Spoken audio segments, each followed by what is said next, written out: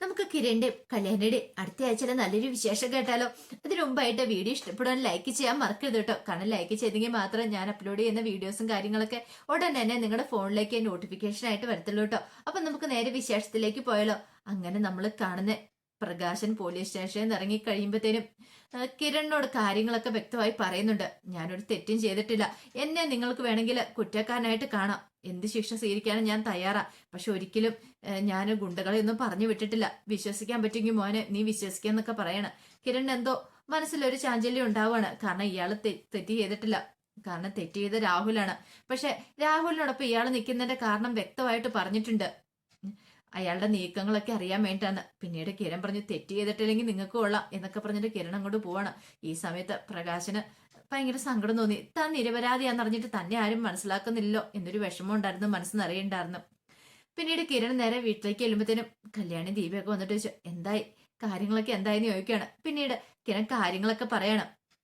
Police സ്റ്റേഷനിൽ ചെന്നതും അത് മാത്രമല്ല ആ ഗുണ്ടകളെ അയച്ചത് രാഹുലാന്നുള്ള കാര്യം ഇതറിഞ്ഞു കഴിഞ്ഞപ്പോഴത്തേനും ഒരു നിമിഷം ആലോചിച്ചിട്ട് കല്യാണി പറഞ്ഞു, അല്ലെങ്കിലും അയാൾക്ക് കിട്ടിയതൊന്നും പോരാ, അയാളെ വീട്ടിൽ നിന്ന് പോലും ഇറക്കി വിട്ടു.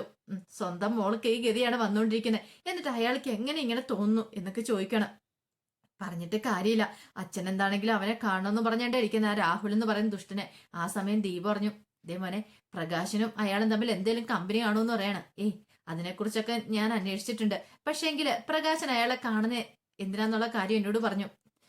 അയാളുടെ നീക്കങ്ങളൊക്കെ അറിയാൻ വേണ്ടിയിട്ടാണ്. അയാൾക്കിപ്പോ ഭയങ്കര പേടിയാണ് പോലും മോള് അല്ലെങ്കിൽ കാർത്തികേനോ കാദംബരിയേച്ചനോ അവരെല്ലാരും കൂടെ ആരിലും ഉപദ്രവിക്കുമോ എന്നുള്ള പേടി. ആ ഒരു പേടി ചിലപ്പം രാഹുല് ചെയ്യുമോ എന്നുള്ള പേടിയും കൂടെ അയാളുടെ മനസ്സിലുണ്ട്. അതുകൊണ്ടാണ് അയാളുടെ അടുത്തേക്ക് ചെല്ലുന്നത്, രാഹുലിന്റെ അടുത്ത് ചെന്നിട്ട് അയാളുടെ നീക്കങ്ങളൊക്കെ അറിയണേന്ന്. ഇത് കേട്ട് കഴിഞ്ഞപ്പോ ദീപ പറഞ്ഞു, മോൻ ഇതൊക്കെ എന്നിട്ട് വിശ്വസിച്ചോന്ന് ചോദിക്കാം. ഞാൻ അങ്ങനെ മുഴുവത്തി വിശ്വസിക്കോ അമ്മ നിൽക്കോ, ഒരിക്കലും വിശ്വസിക്കില്ല, കാരണം അയാൾ അത്രയ്ക്ക് ദുഷ്ടനാന്ന് പറയണം. അപ്പോഴേക്കും കല്യാണി പറഞ്ഞു, എനിക്ക് തോന്നേ അയാൾക്ക് ഇതിനകത്തൊന്നും യാതൊരു പങ്കുമില്ലെന്നാ.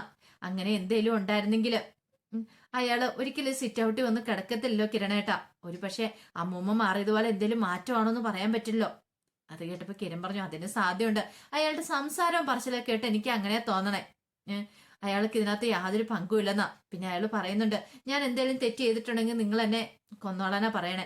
ഒരു തെറ്റ് ചെയ്ത ഒരാള് ഇത്ര ഇതായിട്ട് അങ്ങനെ പറയത്തില്ല.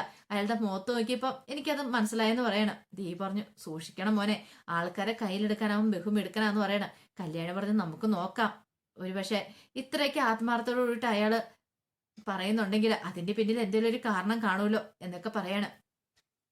ആ സമയത്ത് ഭാനുമതി മുത്തശ്ശി പ്രകാശനെ കാണാനായിട്ട് അങ്ങോട്ട് ചെല്ലുവാണ്. പ്രകാശൻ ഇറങ്ങിയ കാര്യമൊക്കെ അറിഞ്ഞിട്ടുണ്ടായിരുന്നു. അങ്ങനെ പ്രകാശൻ സ്ഥിരമിരിക്കുന്ന സ്ഥലത്തേക്ക് അങ്ങോട്ട് ചെല്ലുമ്പോഴത്തേനും പ്രകാശന് അവിടെ ഇരിക്കുന്നുണ്ട്. പ്രകാശൻ ആകെപ്പാടെ തളർന്ന മട്ടിലായിരുന്നു. പിന്നീട് ഭാനുമതി മുത്തശ്ശി എന്നിട്ട് ചോദിച്ചു, എടാ നിനക്ക് കിട്ടിയതൊന്നും പോരാഞ്ഞിട്ടാണോടാ വീണ്ടും നീ ആ പാവം കല്യാണി മോളെ കിരൺ മോനെയൊക്കെ ഇല്ലാതാക്കാൻ ശ്രമിച്ചത്. എടാ നീ ഇനിയെങ്കിലും നന്നാവുന്നൊരു പ്രതീക്ഷ എനിക്കുണ്ടായിരുന്നു, പക്ഷെ എന്റെ പ്രതീക്ഷകളൊക്കെ നശിച്ചു പോയെന്ന് പറയണം. അത് കേട്ട് കഴിഞ്ഞപ്പോ കിരൺ പറഞ്ഞു, കിരണല്ല, അത് കേട്ട് കഴിഞ്ഞ പ്രകാശം പറഞ്ഞു, അതെ അമ്മേ, ഒരു കാര്യം ഞാൻ പറയാം, ഞാൻ അങ്ങോട്ട് തെറ്റ് ചെയ്തിട്ടില്ല എന്ന് പറയാം. എടാ നീ തെറ്റ് ചെയ്തിട്ടില്ല ഞങ്ങൾക്ക് കൂടെ ബോധ്യമാവണ്ടേ അമ്മേ. അമ്മ എന്നെ തല്ലിക്കൊന്നു ഞാൻ തെറ്റ് ചെയ്തെന്ന് അറിഞ്ഞിട്ടുണ്ടെങ്കിൽ ഞാൻ അങ്ങനെ ചെയ്തിട്ടില്ല, എല്ലാം ചെയ്ത രാഹുൽ രാഹുല് ഗുണ്ടകളെ വിട്ട് ചെയ്യിച്ചാന്ന് പറയാ. എടാ നിന്റെ ഏറ്റവും വലിയ അടുത്ത സുഹൃത്തായിരുന്നല്ലോ രാഹുല്, അപ്പൊ നീ അയാളോടൊപ്പം ചേർന്നിട്ടില്ലേന്ന് ചോദിക്കുക. അമ്മേ മുമ്പായിരുന്നു ഞാൻ അങ്ങനെ ഉണ്ടായിരുന്നു, പക്ഷെ ഇപ്പൊ അവന്റെ അടുത്തേക്ക് ഞാൻ പോകുന്ന അവന്റെ ഓരോ നീക്കങ്ങൾ അറിയാനായിട്ടാ.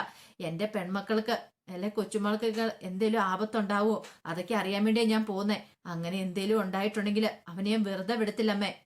അവന്റെ ഓരോ നീക്കങ്ങൾ അറിയാൻ വേണ്ടിയിട്ടാ. എന്റെ മക്കൾക്ക് ഒരു പോറല് പോലും ഏക്കാൻ പാടില്ല, അതുകൊണ്ട് മാത്രം, അല്ലാതെ അമ്മ ഉദ്ദേശിക്കുന്ന പോലെ ഒന്നും അല്ല കാര്യങ്ങളെന്ന് പറയണം.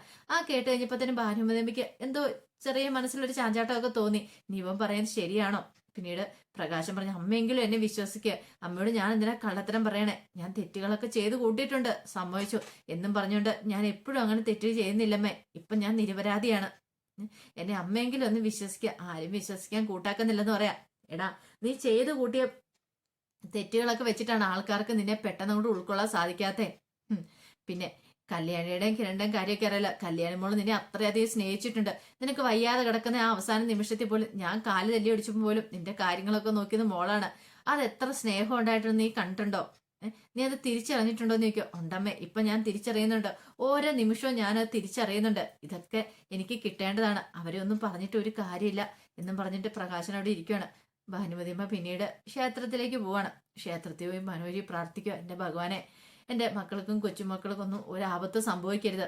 അവന് എൻ്റെ മോന് നല്ല മാറ്റം ഉണ്ടായിരിക്കണേ, അവന് ശരിക്കുള്ള മാറ്റം തന്നെ ആയിരിക്കണേ, ഇനിയും എന്നെ ഇങ്ങനെ വേദനിപ്പിക്കില്ല എന്നൊക്കെ പറഞ്ഞുകൊണ്ട് മനോഹരിക്ക് ഭാനുമതിയമ്മ പോയി പ്രാർത്ഥിക്കുന്നേ. ഈ സമയത്ത് രാഹുലിനേറ്റ ഏറ്റവും വലിയ അടിയായിരുന്നത്. കാരണം രാഹുൽ ഒരിക്കലും പ്രതീക്ഷിച്ച കാര്യമല്ല.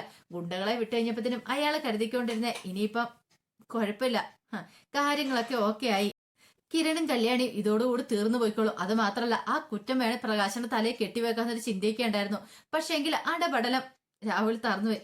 കാരണം അവനെ അയച്ച ഗുണ്ടകളെയൊക്കെ കൈയോടെ പിടികൂടിയിട്ട് അവന്മാരെ പഞ്ഞിക്കിട്ടെന്ന് അറിഞ്ഞു കഴിഞ്ഞപ്പോൾ രാഹുലിന് സഹിച്ചില്ല. ഇനിയിപ്പോ ഇതൊക്കെ അറിഞ്ഞു കഴിഞ്ഞിട്ടുണ്ടെങ്കിൽ ഇറച്ചി കിട്ടി മിക്കവാറും ആ കിരണും ചന്ദ്രസേനും ഇങ്ങോട്ടേക്ക് വരും. അങ്ങനെ വന്നിട്ട് എങ്ങനെ കൈകാര്യം ചെയ്യണം തനിക്കറിയാം എന്നൊക്കെ കരുതിയിട്ട് രാഹുൽ എന്ത് ചെയ്യണം, ഒരു തോക്കൊക്കെ സംഘടിപ്പിക്കുകയാണ്. അതെല്ലാം സെറ്റ് ചെയ്ത് വെച്ചു. തന്റെ നേർക്കിനി ഏതോ വന്നാലും താൻ അവനെ ശരിയായി കളയത്തുള്ളൂ. പിന്നെ തനിക്ക് മാനസിക രോഗം ഉണ്ടെന്നുള്ള സർട്ടിഫിക്കറ്റും കൂടെ ഉള്ളതുകൊണ്ട് ഒരു കുഴപ്പമില്ല എന്നൊരു ചിന്തയായിരുന്നു രാഹുലിന്റെ മനസ്സിലുണ്ടായിരുന്നത്. കാരണം രാഹുൽ അങ്ങനെ തോറ്റു പിന്മാറാൻ ഒരുക്കമില്ലായിരുന്നു. ഒന്നെങ്കിൽ കല്യാണി അല്ലെങ്കിൽ കിരൺ, രണ്ടിലേതിലും ഒന്നിനോ ഉടനെ തീർക്കണം എന്നൊരു ചിന്തയാ. ഏതെങ്കിലും ഒരെണ്ണം തീർന്നു പോവാണെങ്കിൽ പിന്നെ മറ്റേന്റെ ചിറകൊടിഞ്ഞു പോലെ അവസ്ഥയായിരിക്കും എന്നൊക്കെ ഓർത്തോണ്ടാണ് രാഹുൽ ഇരിക്കുന്നത്. ഈ സമയത്ത് രാഹുലിനെ കാണാനായിട്ട് പ്രകാശൻ അങ്ങോട്ടേക്ക് വരുന്നേ. അങ്ങനെ പ്രകാശനെ കണ്ടു കഴിഞ്ഞപ്പോ രാഹുൽ, ആ നീയോ വാടാ, എന്തൊക്കെയുണ്ടോ വിശേഷങ്ങൾ ചോദിക്കുക. ഇത് കേട്ട് കഴിഞ്ഞപ്പോഴത്തേനും പ്രകാശൻ പറഞ്ഞു, രാഹുലെ, നീ നിന്റെ കളി ഇവിടത്തോടു കൂടി നിർത്തിക്കോ. എന്റെ മോളെ മരുമോനെ കൊല്ലാനായിട്ട് നീ ആ ഗുണ്ടകളെ അയച്ചല്ലേ, നീയാണ് കാറിന്റെ ബ്രേക്ക് അഴിപ്പിച്ചു വിട്ടല്ലേന്ന് ചോദിക്കുക. ഇത് കേട്ട് കഴിഞ്ഞപ്പോ രാഹുൽ പറഞ്ഞു, നിന്റെ മോളും മരുമോനെ എന്നോട്ടാണ് നിനക്ക് അവരോട് സ്നേഹം തുടങ്ങിയെന്ന് ചോദിക്കുകയാണ്. ഇതേ പ്രകാശ, അല്ല ഒരു കാര്യം ഞാൻ പറഞ്ഞേക്കാം, നീ അവരുമായിട്ട് കൂടുതൽ സപ്പോർട്ട് ചെയ്ത് അവർക്ക് കൊട പിടിച്ച് നിൽക്കേണ്ട കാര്യമില്ല, അറിയാലോ. എന്റെ ശത്രുക്കൾ അവരെന്ന് പറയാണ്. എന്റെ ശത്രുക്കളെ വെട്ടി നിർത്താൻ എനിക്കറിയാം. അതിന്റെ അടുക്കലേക്ക് തടസ്സമായിട്ട് ആര് വന്നാലും ഞാൻ അവരെ തീർക്കൂന്ന് പറയണം. അതോട്ടെ പ്രകാശം പറഞ്ഞു, അങ്ങനെയാണ് നീ എന്നെ ആദ്യം തീർക്കടാ. എന്റെ മക്കളൊക്കെ കൊച്ചുമക്കൾക്കോ ഒരു പോറൽ പോലെയാക്കാൻ ഞാൻ സമ്മതിക്കില്ല. ഇത്രയും നാളെ ഞാൻ നിന്റെ ഇതിനൊക്കെ കൂട്ടുന്നു. പക്ഷെ ഇപ്പൊ അങ്ങനെയല്ല രാഹുലെ. അവർക്ക് നേരെ നീ ഒരു ചെറു വെല്ല് അനക്കിയിട്ടുണ്ടെങ്കിൽ പിന്നെ ഞാൻ വെറുതെ ഇരിക്കും തോന്നുന്നുണ്ടോ? എനിക്ക് ഈ 1.25 മാത്രം മതിയിടാ നിന്നെ അങ്ങോട്ട് തീർത്ത് കളയാന് എന്നൊക്കെ പറയണം. അത് കേട്ട് കഴിഞ്ഞപ്പോ അത് കഴിഞ്ഞ് പ്രകാശനോട് രാഹുൽ പറഞ്ഞു, എന്നാ നിനക്ക് ചെയ്യാൻ പറ്റുമെങ്കിൽ നീ ചെയ്യടാ എന്നും പറഞ്ഞുകൊണ്ട് എന്ത് ചെയ്യണം, പെട്ടെന്ന് അവിടെ നിന്ന് തോക്കെടുത്ത് നേരെ പ്രകാശനെ നേരെ അങ്ങ് ചൂണ്ടുവാണ്. പ്രകാശൻ ഒരു നിമിഷം ഒന്ന് പതറി. എന്നിട്ട് പറഞ്ഞു, എന്നാ നീ ആണാണെങ്കിൽ നീ വെക്കടാ വെടിയെന്ന് പറയണം. നീ എന്റെ നെഞ്ചത്ത് തന്നെ ആദ്യം കേറ്റ്. പക്ഷെ ഒരു കാര്യമുണ്ട്, നീ ഇത് ഇപ്പൊ എന്റെ നെഞ്ചത്ത് പൊട്ടിച്ചില്ലെങ്കിൽ ഒരു കാര്യമുണ്ട്, പിന്നെ നിനക്ക് ഒരിക്കലും എന്റെ മക്കളെ കൊച്ചുമക്കളെ തൊടാൻ പോലും പറ്റില്ല എന്ന് പറയണം. രാഹുൽ ഒരു നിമിഷം ഒന്ന് പതറി. ആ സമയം പ്രകാശം പറഞ്ഞു, പൊട്ടിക്കാനുള്ള ധൈര്യം നിനക്കില്ലല്ലേ? നീ പൊട്ടിക്കില്ലടാ, പൊട്ടിച്ചിട്ടുണ്ടെങ്കിൽ പിന്നെ നിന്റെ അവസാനമായിരിക്കും എന്ന് പറയണം. അങ്ങനെ പ്രകാശൻ രാഹുലിനെ വെല്ലുവിളിച്ചിട്ടാണ് അവിടെ നിന്ന് ഇറങ്ങുന്നത്. ഈ സമയം രാഹുൽ ഒരു കാര്യം തീരുമാനിച്ചു, ഇവൻ അപകടകാരിയാണ്. കാരണം ഇവനിപ്പോ ആ കല്യാണിയുടെ കിരണിന്റെ ഒക്കെ കൂടെയാണ്. അങ്ങനെയാണെങ്കിൽ സൂക്ഷിക്കണം എന്നൊരു ചിന്ത മനസ്സിലേക്ക് വരുവാണ്. ഇവന്റെ മോനുണ്ട് അകത്ത് കിടക്കുന്നത്, അവനെ കൊണ്ട് എന്താണെങ്കിലും തനിക്ക് പ്രയോജനം ഉണ്ടാവും. അവനും ഗംഗാപ്രസാദും എത്രയും പെട്ടെന്ന് തന്നെ ജയിലിൽ നിന്ന് ഇറങ്ങണം. അങ്ങനെയാണെങ്കിൽ മാത്രമേ കിരണയും കല്യാണിയൊക്കെ ഇല്ലാതാക്കാനായിട്ട് തനിക്ക് സപ്പോർട്ട് കൂട്ടുമായിട്ട് അവർ കൂടെ നിൽക്കത്തുള്ളൂ. ഇനി ഒരു നിമിഷം പോലും അത് താമസിപ്പിച്ചുകൂടാ. അതുപോലെ തന്നെ മനോഹർ അവന്റെ കാര്യത്തിൽ തീരുമാനം എടുക്കണം. തന്റെ മോളെ കണ്ണീര് ഉടുപ്പിച്ചോണ്ടിരിക്കുകയാണ് അവന്. അങ്ങനെയാണെങ്കിൽ ഇനി അവനെ വെറുതെ വിട്ടുകൂടാ എന്നൊരു ചിന്തയൊക്കെ മനസ്സിലേക്ക് വരിക. ഈ സമയത്ത് കല്യാണിന്റെ ഫോണിലേക്ക് പിന്നീട് ഒരു മെസ്സേജ് വരുന്നുണ്ട്. ഈ വരുന്ന 18-ാം തീയതി നീ കൊല ചെയ്യപ്പെടുന്നു പറഞ്ഞൊരു മെസ്സേജ്. ആ മെസ്സേജ് കണ്ടു കഴിഞ്ഞപ്പോഴത്തേനും കല്യാണി ഒന്ന് ഞെട്ടി. ഇതാരായിരിക്കും, എന്തായിരിക്കും ഒന്നും മനസ്സിലായില്ല. പിന്നീട് ആ മെസ്സേജ് ആയിട്ട് നേരെ കിരണിന്റെ അടുത്തേക്ക് ചെല്ലുവാണ്. കിരണിനെ കാണിച്ചു. ഇത് വായിച്ചു കഴിഞ്ഞപ്പോൾ കിരൺ പറഞ്ഞു, കല്യാണി നീ ഇത് കണ്ടിട്ട് പേടിച്ചോന്ന് ചോദിക്കുക. ഞാൻ എന്തിനാ കിരണായിട്ടാ പേടിക്കണേ? എനിക്ക് സപ്പോർട്ടായിട്ട് കൂടെ എന്റെ കിരണായിട്ടുണ്ടല്ലോ എന്ന് പറയണം. നീ പേടിക്കൊന്നും വേണ്ട. ഇതയച്ചു ഒന്നെങ്കിൽ ആ രാഹുലായിരിക്കും, അല്ലെങ്കിൽ മിക്കവാറും ആ ഗംഗാപ്രസാദിന്റെ ഗുണ്ടകളോ അവരാരെങ്കിലും ആയിരിക്കും. നീ അതൊന്നും ഓർത്ത് പേടിക്കണ്ട. നിന്നെ ആർക്കും ഒരു പോറൽ പോലെ ഏൽപ്പിക്കാൻ പറ്റില്ല എന്ന് പറഞ്ഞുകൊണ്ട് ധൈര്യം കൊടുക്കുന്നുണ്ട് കല്യാണിക്ക്. പക്ഷെ എന്നാലും കിരണിന്റെ മനസ്സിലൊരിതുണ്ടായിരുന്നു, ആരായി മെസ്സേജ് അയച്ചേക്കുന്നത് കണ്ടുപിടിക്കണം. പിന്നീട് കിരൺ നേരെ ചന്ദ്രസേനന്റെ അടുത്തേക്ക് ചെല്ലുവാണ്. ചെന്നിട്ട് ഈ മെസ്സേജും കാര്യങ്ങളൊക്കെ കാണിക്കുവാണ്. ഇതെല്ലാം കണ്ടു കഴിഞ്ഞപ്പോഴത്തേനും ചന്ദ്രസേനൻ പറഞ്ഞു, അങ്ങനെയാണെങ്കിൽ ഇതിന്റെ പിന്നിൽ ആ രാഹുലായിരിക്കും. അവനെ ഇതുപോലത്തെ പരിപാടിയൊക്കെ ചെയ്യത്തുള്ളൂ മോനെ. ഇത്രയും നാൾ അവനെ വെറുതെ വിട്ടു, പക്ഷെ ഇനി അങ്ങനെയല്ല. ഇനി അവനെ വെറുതെ വിടാൻ പാടില്ല എന്ന് പറയണം. അവനെ ഒന്ന് കാണണം, ഒന്ന് കൈകാര്യം ചെയ്യണമെന്ന് പറയണം. അങ്ങനെ അവസാനം കിരണും ചന്ദ്രസേനും കൂടെ കൂടിയിട്ട് രാഹുലിനെ കാണാൻ ചെല്ലുവാണ്. ഈ സമയത്ത് രാഹുൽ ഒന്നും അറിയത്തില്ലാത്ത മട്ടിലാണ് കിരണിനോട് സംസാരിക്കുന്നത്. പക്ഷേങ്കിൽ ചന്ദ്രസേനൻ രാഹുലിന്റെ കാരണം തീർത്തൊന്ന് പൊട്ടിക്കുവാണ്. എന്നിട്ട് പറഞ്ഞു, നീ നിന്റെ സ്വന്തം അനന്തരവനെ തന്നെ കൊല്ലാൻ ശ്രമിക്കുമല്ലേടാ, നാണമില്ലാത്തവനെ. നിനക്കൊക്കെ കിട്ടിയത് പോരാടാൻ നിൽക്കുക. എന്റെ രൂപയുടെ ജീവിതം നീ തല്ലി തകർത്തു, എന്നിട്ട് അതും പോരാഞ്ഞിട്ട് വീണ്ടും നീ ഇറങ്ങിയിരിക്കുന്നു. ഇനി നീ ജീവിച്ചിരിക്കാൻ അർഹനല്ലെന്ന് പറഞ്ഞുകൊണ്ട് എന്ത് ചെയ്യണം, ചന്ദ്രസാനും ഇളയുന്ന തോക്കെടുത്ത് അവന്റെ നേരെ അങ്ങ് ചൂണ്ടുവാണ്. ഒരു നിമിഷം കിരൺ അച്ഛന്റെ മുഖത്തേക്ക് നോക്കി. കാരണം അച്ഛൻ ഇപ്പം വെടി പൊട്ടിക്കും എന്നുള്ള സിറ്റുവേഷനിൽ നിൽക്കുന്നത്.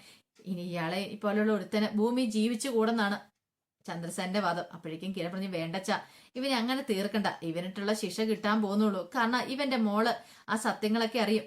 മനോഹർ ആരെ എന്താന്നൊക്കെയുള്ള സത്യങ്ങൾ അറിഞ്ഞു കഴിഞ്ഞാൽ പിന്നെ അവള് തന്നെ ഇയാളെ വന്ന് കൊന്നോളും. നമ്മൾ കൊല്ലേണ്ട ആവശ്യമില്ലച്ചാ. ഇനി അതാണ് ചെയ്യണ്ടേ. ഇയാൾ ഇഞ്ചിഞ്ചായിട്ട് മരിക്കണം, ഒറ്റയടിക്ക് ഇയാളും മരിക്കരുത്. അതിനുള്ള യോഗ്യതയും കാര്യങ്ങളൊന്നും ഇയാൾക്കില്ലെന്ന് പറയണം. പിന്നീട് അവന്റെ കോളറിന്, രാഹുലിന്റെ കോളറിന് കയറി പിടിച്ചിട്ട് ചന്ദ്രസേനൻ പറഞ്ഞു, ഇനി മേലാല് ഇങ്ങനെ അടവ് അഭ്യാസമായിട്ട് വന്നിട്ടുണ്ടെങ്കിൽ എന്നൊക്കെ പറഞ്ഞ് ഭീഷണിപ്പെടുത്താണ്. അത് മാത്രല്ല, നീ എന്റെ മോളുടെ ഫോണിലേക്ക് ഒരു മെസ്സേജ് അയച്ചിട്ടുണ്ടായിരുന്നല്ലോ, 18-ാം തീയതി അവള് കൊല്ലപ്പെടുമെന്നും പറഞ്ഞിട്ട്. എടാ നീ എന്ത് കണ്ടാ അത് അയച്ചെന്ന് എനിക്കറിയത്തില്ല, പക്ഷേങ്കിൽ അവളുടെ നിഴൽവട്ടത്ത് പോലും നിന്നെ കണ്ടേക്കല്ലെന്ന് പറയണം. ഇത് കേട്ടപ്പോ രാഹുൽ പറഞ്ഞു, ഞാൻ അങ്ങനെ ഒരു മെസ്സേജ് അയച്ചിട്ടില്ലെന്ന് പറയാ, വെറുതെ നീ കള്ളത്തരം പറയണ്ടെന്ന് പറയണ. നീ എത്ര വലിയ കൊമ്പനാണെങ്കിലും ഉണ്ടല്ലോ, നിന്നെ തീർത്ത് കളയും എന്നൊക്കെ പറഞ്ഞ് അങ്ങനെ ഭീഷണിപ്പെടുത്തിയിട്ട് അവിടെ നിന്ന് അങ്ങോട്ട് പോരുവാണ്. ഈ സമയത്ത് പ്രകാശന് കല്യാണിയെ കാണുന്ന അതിയായ ആഗ്രഹം ഉണ്ടായിരുന്നു. കാരണം തന്റെ മോളെ ഒന്ന് കാണണം, താൻ തെറ്റ് ചെയ്തിട്ടില്ല എന്നൊന്ന് ഏറ്റു പറയണം എന്നൊക്കെ ചിന്തിച്ച് പ്രകാശൻ അങ്ങോട്ടേക്ക് വരുവാണ്. അങ്ങനെ വരുമ്പോഴത്തേനും ദീപയായിരുന്നു അവിടെ സിറ്റൗട്ടിലിരിക്കുന്നത്. ദീപ പ്രകാശനം കണ്ടപ്പോഴത്തേനും വന്നിട്ട്, എന്താ നിങ്ങൾ എന്തിനാ ഇങ്ങോട്ടേക്ക് വന്നേ, നിങ്ങളോട് ഇങ്ങോട്ടേക്ക് വരില്ലെന്ന് പറഞ്ഞല്ലേ എന്നൊക്കെ ചോദിച്ച് ദേഷ്യപ്പെടുവാണ്.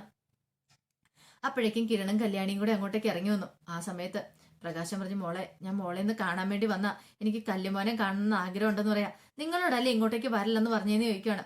അതെ വരില്ലെന്ന് പറഞ്ഞു, പക്ഷേങ്കിൽ എനിക്ക് എന്റെ മോനെ കണ്ടേ മതിയാവുള്ളൂ, എന്റെ കല്ലുമോനെ എനിക്കൊന്ന് കാണണം മോളെ, ഞാൻ ഒരു തെറ്റും ചെയ്തിട്ടില്ല, ഞാൻ നിരപരാധിയാ, ഞാൻ ഇനി ഒരിക്കലും മോളെ അങ്ങനെ ഉപദ്രവിക്കുകയും ചെയ്യത്തില്ല എന്ന് പറയാണ്. അവസാനം കല്യാണി പറഞ്ഞു, അതെ കല്ലുമോനെ കൊണ്ടുവന്ന് കാണിക്കാം, പക്ഷെ നിങ്ങൾ എടുക്കാനോ കൊഞ്ചിക്കാനൊന്നും പാടില്ലെന്ന് പറയാണ്. കല്യാണിന്റെ മനസ്സിലൊരു ഒരു മനസ്സലിവും കാര്യങ്ങളൊക്കെ ഉണ്ടാവുകയാണ്. കാരണം തെറ്റ് ചെയ്തിട്ടില്ല. ഇപ്പൊ ഇയാള് ഒരു പക്ഷെ തന്റെ മുത്തശ്ശി നന്നായതുപോലൊക്കെ തന്നെ നന്നാവുകയാണോ എന്നൊരു ചിന്ത മനസ്സിലാക്കി ഉണ്ടായിരുന്നു.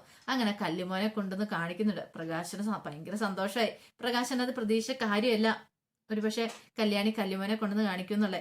പ്രകാശന് മുഖത്തെ ആ സന്തോഷം കാര്യങ്ങളൊക്കെ കല്യാണി ശ്രദ്ധിച്ചു. അപ്പൊ കല്യാണി ചില കാര്യങ്ങളൊക്കെ തിരിച്ചറിയുവാണ്. തന്റെ അച്ഛനെ ഇത്രയും കാലം തന്നെ ദ്രോഹിച്ചിട്ട് ഇപ്പൊ തന്നെ സ്നേഹിക്കുവാണോ എന്നൊരു ചിന്ത കല്യാണിന്റെ മനസ്സിലേക്കും വരുന്നുണ്ട്. അപ്പൊ അതിന്റെ വിശേഷങ്ങളൊക്കെയാണ് കാണാൻ പോകുന്നത്. അധികം വൈകാതെ തന്നെ കല്യാണി പ്രകാശന് നിരപരാധിത്വമൊക്കെ മനസ്സിലാക്കും. പിന്നീട് പ്രകാശന് ജോലിയും കാര്യങ്ങളൊക്കെ കൊടുക്കുന്നുണ്ട്. അധികം വൈകാതെ തന്നെ അങ്ങനെ അവർ ഒന്നാവും പോവാണ്. അപ്പൊ ആ വിശേഷങ്ങളൊക്കെയാണ് കാണാൻ പോകുന്നത്. ആ വിശേഷങ്ങൾക്കായി നമുക്ക് എല്ലാവർക്കും കാത്തിരിക്കാം കേട്ടോ. ഒരിക്കൽ കൂടി എല്ലാവർക്കും ശുഭദിനം നേർന്നുകൊണ്ട് നിർത്തുന്നു.